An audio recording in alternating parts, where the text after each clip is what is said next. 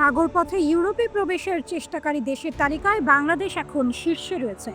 চলতি বছরের প্রথম 6 মাসেই প্রায় ৯,৭৩৫ জন বাংলাদেশি ভূমধ্যসাগর পাড়ি দিয়ে ইতালিতে প্রবেশ করেছেন। ব্র্যাকের মাইগ্রেশন প্রোগ্রামের তথ্য মতে গত এক যুগে এই পথে অন্তত ৭০,০০০ বাংলাদেশি ইউরোপে প্রবেশ করেছেন। ভূমধ্যসাগর পাড়ি দিয়ে এভাবে ইতালি প্রবেশ করতে গিয়ে লিবিয়ার বিভিন্ন ক্যাম্পে বন্দি রেখে অনেক বাংলাদেশি শারীরিক নির্যাতনের শিকার হন। তাদের জিম্মি করে পরিবারের কাছ থেকে আদায় করা হয়েছে অর্থ, ঘটছে প্রাণহানিও। তবে এত কিছুর পরেও ভূমধ্যসাগর পেরিয়ে ইউরোপের স্বপ্নে লিবিয়া যাওয়ার এই প্রবণতা থামছে না। গত এক যুগে এভাবে সাগর পাড়ি দিয়ে ইউরোপে গেছেন অন্তত ৭০,০০০ মানুষ।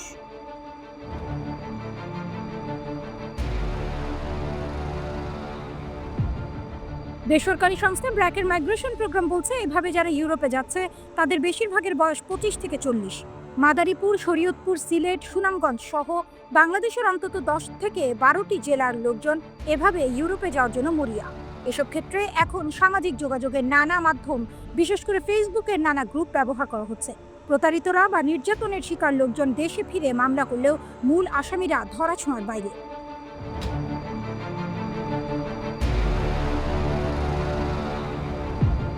স্বরাষ্ট্র মন্ত্রণালয়ের মানব পাচার মামলা সংক্রান্ত প্রতিবেদন অনুযায়ী ২০২৪ সালে মানব পাচার আইনে ১,০৩৪টি নতুন মামলা হয়েছে, আর পুরোনো মামলা ধরলে প্রায় ৪,৫০০ মামলা ঝুলে আছে।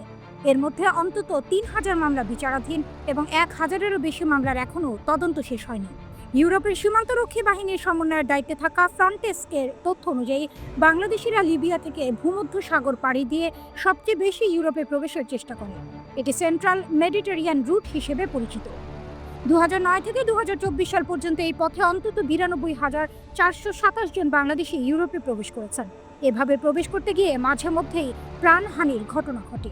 চলতি বছরের জানুয়ারিতে লিবিয়ায় অন্তত ২৩ বাংলাদেশের গলিত মৃতদেহ উদ্ধার করা হয়, যারা লিবিয়া থেকে নৌযানে করে ভূমধ্যসাগর পাড়ি দিয়ে ইতালি যাওয়ার চেষ্টা করেছিলেন, কিন্তু পরে ভূমধ্যসাগরে সেটি ডুবে যায়।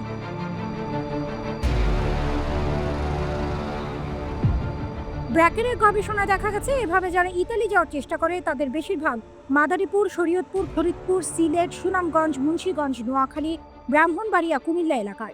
তাদের ৬০% পরিবারকে স্থানীয় দালালরা ভালো চাকরির প্রলোভন দেখিয়েছিল, কিন্তু ৮৯%ই চাকরি বা কোনো কাজ পায়নি, উল্টো নানা ধরনের ঝুঁকিতে পড়েছে। যাত্রাপথ বিশ্লেষণ করে দেখা গেছে ঢাকা থেকে দুবাই হয়ে লিবিয়া গেছেন সবচেয়ে বেশি মানুষ।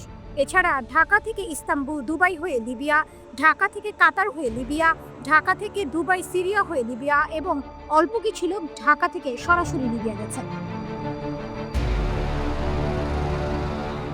এভাবে লিবিয়া যাওয়ার পথে ৬৩%ই বন্দী হয়েছেন। বন্দীদের মধ্যে ৯৩%ই ক্যাম্পে বন্দী ছিলেন। বন্দীদের ৭৯%ই শারীরিক নির্যাতনের শিকার। এছাড়া লিবিয়ায় পৌঁছানোর পর ৬৮%ই মুক্তভাবে চলাচলের স্বাধীনতা হারিয়েছেন। ৫৪%ই বলেছেন তারা কখনো ৩ বেলা খাবার পাননি। অন্তত ২২% দিনে মাত্র ১ বেলা খাবার পেয়েছেন। মানব পাচার প্রতিরোধ ও দমনে ২০১২ সালে সরকার আইন করার পর থেকে মানব পাচার আইনে নিয়মিত মামলা হলেও অধিকাংশ মামলার বিচার শেষ হচ্ছে না।